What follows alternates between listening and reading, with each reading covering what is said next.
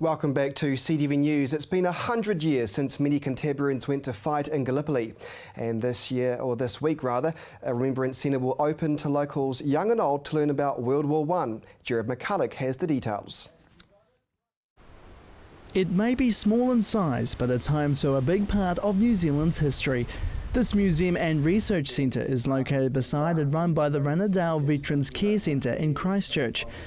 It showcases Canterbury's involvement throughout the Great War in the 20th century, opening alongside the 100th year anniversary of Anzac troops heading to Gallipoli.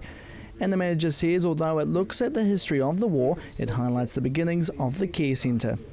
The centre has been set up to honour and to educate the people of Canterbury and Christchurch about Canterbury's involvement in World War I in particular, but also about Rannerdale's establishment as a result of World War I and caring for those soldiers and nurses too who came back from World War I.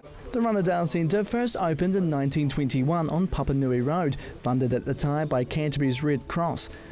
But 95 years on, many contributors have helped put this exhibit together. It's taken 9 months to bring it to fruition, showing the complete history of Canterbury's contribution on a timeline, from the beginning to its last World War I resident veteran at Rannerdale who passed away in 1996. And Steve says the reaction to the opening of the museum has been great.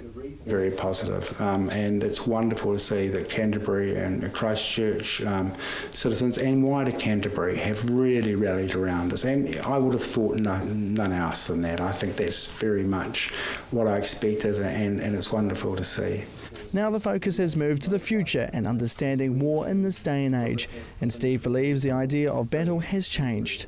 When soldiers went and served in World War I and World War II and even Korea, they had long periods of inactivity and boredom with intense periods of battle.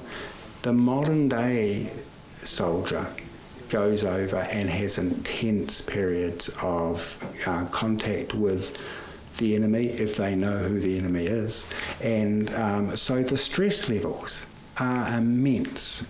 He says with more people surviving in missions overseas, there's a growing need for psychological care rather than just physical injuries. However, Steve believes it's been the focus for some time, with the Defence Force working with the issue, and says New Zealand needs to support the soldiers.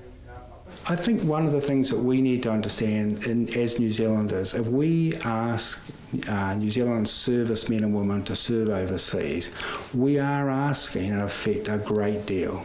And if we are asking them to do that, we need to stand by them, and not just for the duration of the conflict, but for the rest of their lives. The commemorative centre was officially opened to the public on Saturday and will see a number of visitors and school students understand what happened to Canterburyans through these dark times. The next step is to display the war in the 21st century, with construction starting in the near future. Jared McCulloch, CTV News.